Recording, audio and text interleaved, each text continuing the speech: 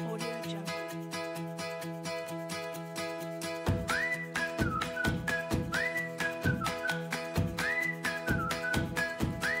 Assalamualaikum warahmatullahi wabarakatuh. Hai teman-teman Sosiologi Channel.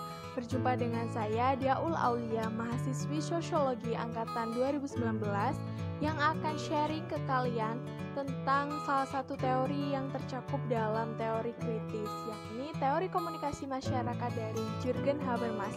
Langsung kita simak penjelasannya yuk. Ini dia.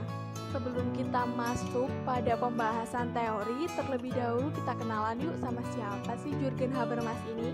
Jadi Jürgen Habermas merupakan salah satu tokoh penting dalam teori kritis.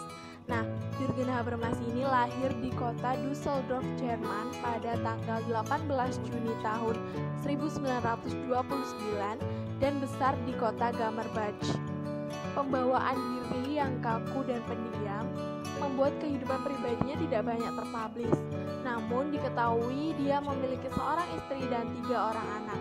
Nah, untuk riwayat pendidikannya, Jürgen Habermas ini menempuh pendidikan psikologi dan ekonomi di Universitas Göttingen, kemudian melanjutkan studi ke Universitas Bonn dan resmi mendapatkan gelar doktor pada tahun 1954. Memasuki tahun 1956, dia memasuki salah satu institut penelitian sosial di Frankfurt yang telah berdiri sejak tahun 1923.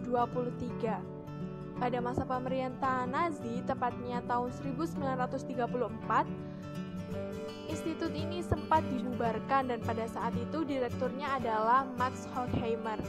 Kemudian memasuki tahun 1951, didirikan kembali oleh Theodor W. Adorno dengan nama Universitas Frankfurt dengan dia sebagai direkturnya dan Max Horkheimer sebagai rektornya.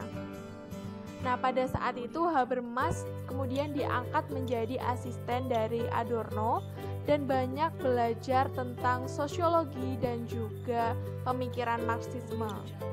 Jika Horkheimer dan Adorno sebagai pemikir teori kritis generasi pertama, maka Habermas ini disebut-sebut sebagai generasi yang kedua.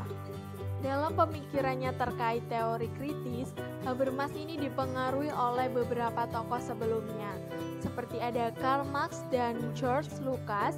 Meskipun akhirnya Habermas menolak paham kemajuan sosial lewat revolusi proletar. Kemudian ada juga Max Weber tentang konsep rasionalitas masyarakat. Ada Emil Durkheim tentang pengertian dunia kehidupan.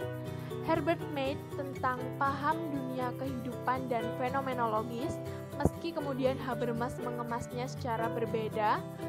Ada pula Max Horkheimer dan Adorno dalam kerangka besar teori kritis masyarakat, meski Habermas menolak tentang pesimisme kultural.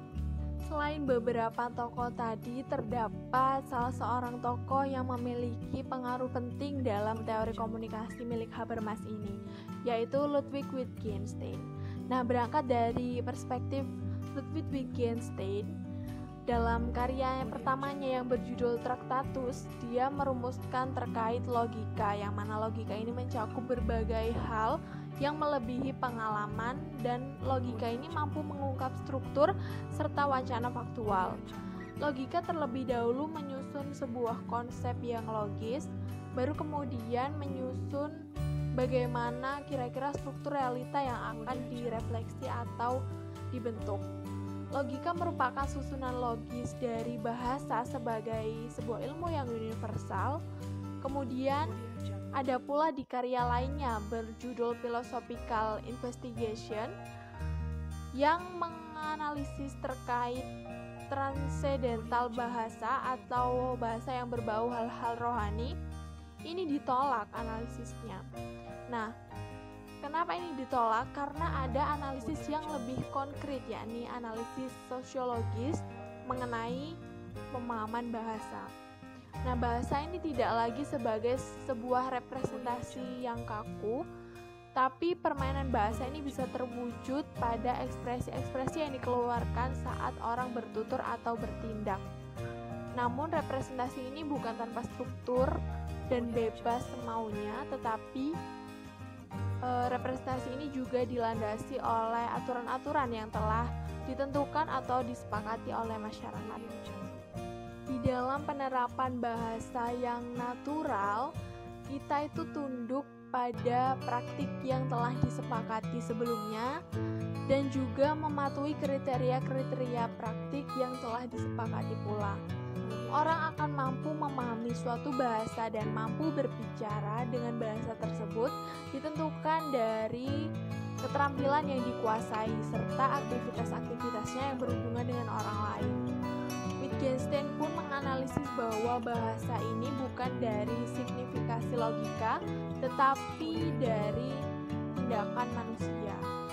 Nah, dari sini Habermas pun merumuskan bahwa analisis bahasa itu menunjukkan signifikasi bagi ilmu sosial, bukan hanya ditentukan oleh batas-batas tindakan, tetapi juga menunjukkan akses ke dalamnya. Nah, untuk mengetahui apakah seseorang telah mempelajari aturan bahasa dengan benar adalah dengan berpartisipasi dalam permainan bahasa.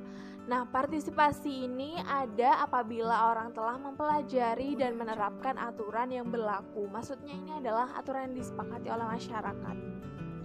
Nah, sedangkan komunikasi yang terganggu itu menandakan bahwa seseorang itu belum paham dengan betul.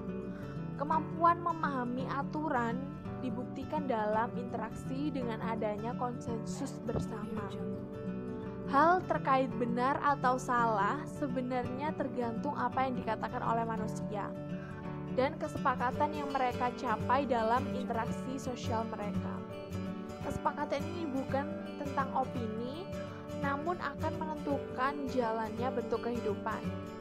Nah, pada akhirnya Habermas ini bisa menyimpulkan bahwa bahasa itu berisi sebuah instruksi-instruksi yang mengarahkan individu ke sebuah budaya tertentu, bukan hanya melalui tutur, tapi juga melalui tindakan. Sebagai contoh, seorang anak yang dilatih untuk selalu memberi dan menerima dengan menggunakan tangan kanan. Hal ini sebelumnya telah disepakati di lingkungan masyarakat.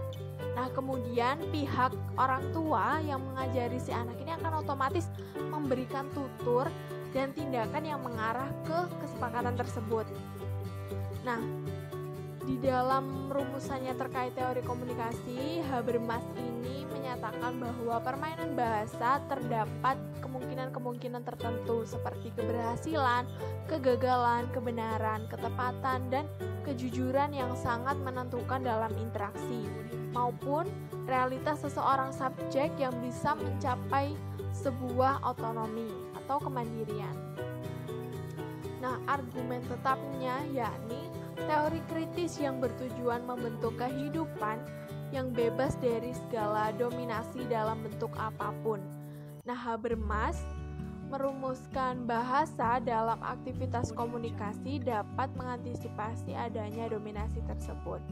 Nah, mungkin itu tadi penjelasan dari saya terkait teori komunikasi masyarakat dari Jürgen Habermas. Semoga bermanfaat. Mohon maaf apabila ada kekurangan dan salah-salah kata. Terima kasih, sampai jumpa di lain waktu. Wassalamualaikum warahmatullahi wabarakatuh.